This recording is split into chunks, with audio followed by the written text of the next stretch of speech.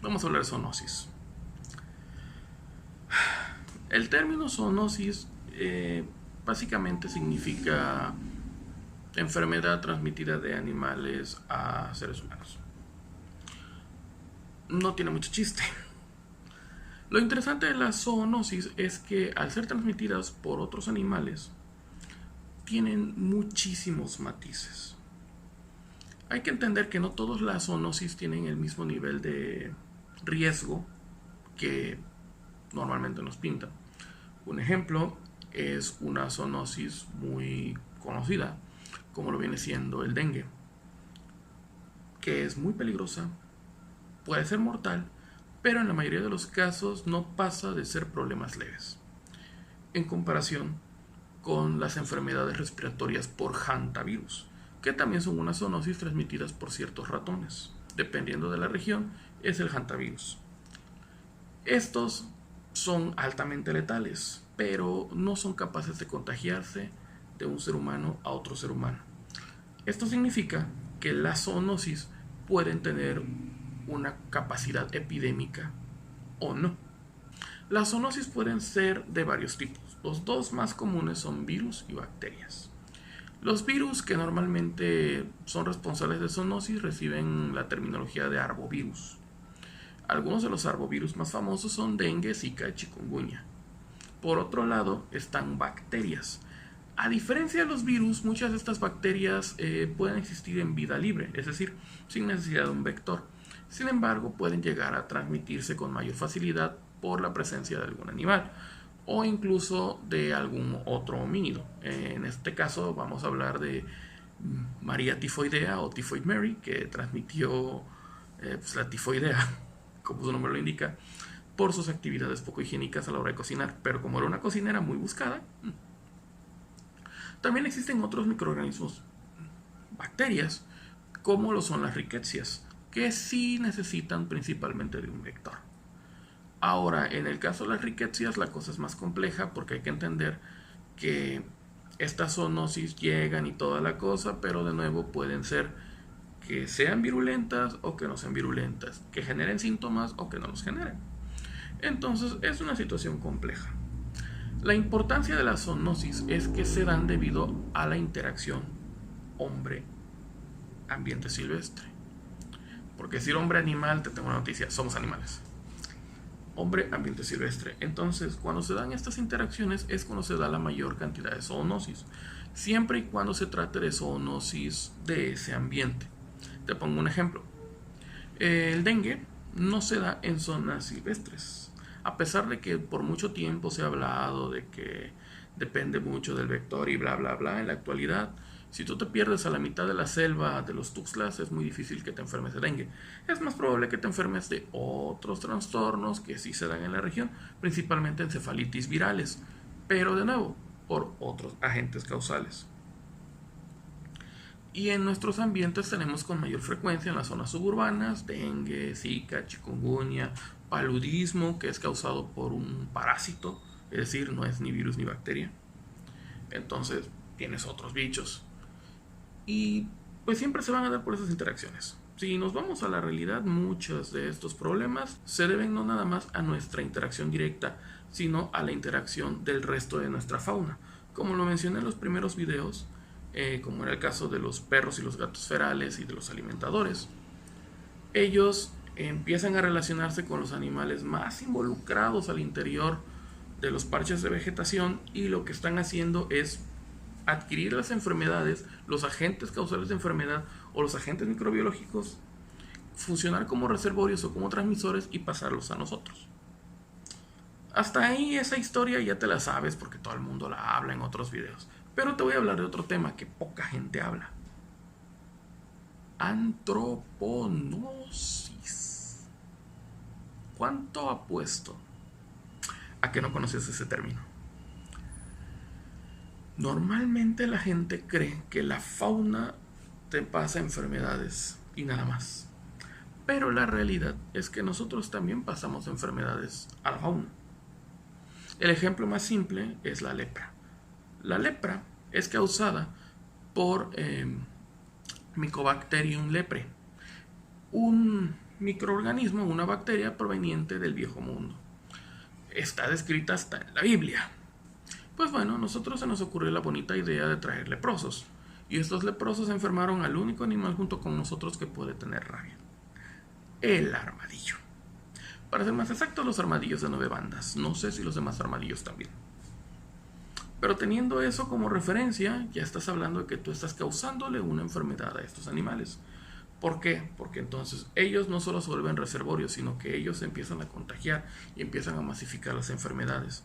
Si recuerdas lo que dije en el video de los alimentadores, hablaba de cómo los perros podían pasar el moquillo a los leones y a los chitas, y aquí es lo mismo, nosotros le pasamos la lepra. Enfermedades respiratorias, por haber. Nosotros ahorita estamos echándole la culpa al pobre murciélago porque un imbécil se lo comió. La culpa no es del murciélago, la culpa es del imbécil que se lo come. Culpamos al murciélago, el murciélago no tiene la culpa. Nosotros también le hemos causado un montón de enfermedades respiratorias a murciélagos y a aves. De hecho, nosotros somos mayor parte los responsables de ese entrecruzamiento que genera nuevas cepas de virus respiratorios que también afectan a varias aves. Entonces, santos no somos. Existe una gran cantidad de antroponosis y todas derivan de nuestro poco interés hacia ellas. Aparte, hay una relación más con el asunto de la salud, y tampoco se habla mucho, y es una pena porque es algo de lo que siempre tenemos que hablar. El consumo de medicamentos, ya sea del que quieras, siempre y cuando sea medicina de verdad y no pseudociencias, entiéndase herbolaria o medicina clínica, estas dos, que sí tienen un sustento científico, tienen un problema. Si tú las consumes, tu organismo va a descomponer los compuestos activos en otros compuestos, o va a descomponer el precursor para transformarlo en un compuesto activo que va a funcionar dentro de tu cuerpo. Para entender mejor esto, hay que hablar de los conceptos de farmacocinética y farmacodinámica, que se aplican igual en el extracto de una planta medicinal que en un medicamento de patente o un similar.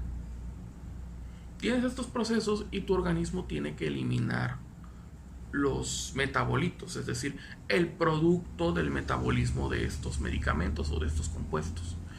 Estos, al ser eliminados, tienen que ir a un lugar. Cuando los orinas o los defecas, todos se van en grandes cantidades por los ductos de alcantarillado al mar, a los ríos o a los basureros.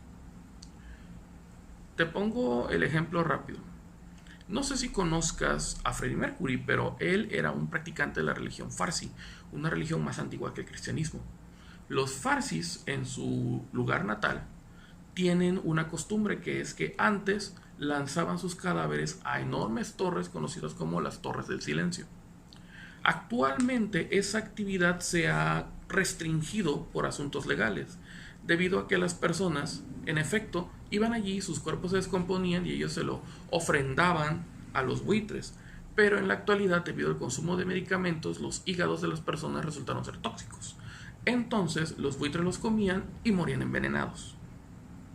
Amigos, si eres un narco, te digo lo mismo, por favor, mete tus cadáveres al ácido, no estés tirando cadáveres por ahí, dañas a la fauna silvestre. ¿Qué te hizo la fauna silvestre? Ocurre lo mismo con el agua. Se han hecho estudios. Ahorita a la mano no los tengo, pero con todo el gusto del mundo veré si puedo ponerlos en la descripción, o por favor recuérdenmelo para que los suba en otro video.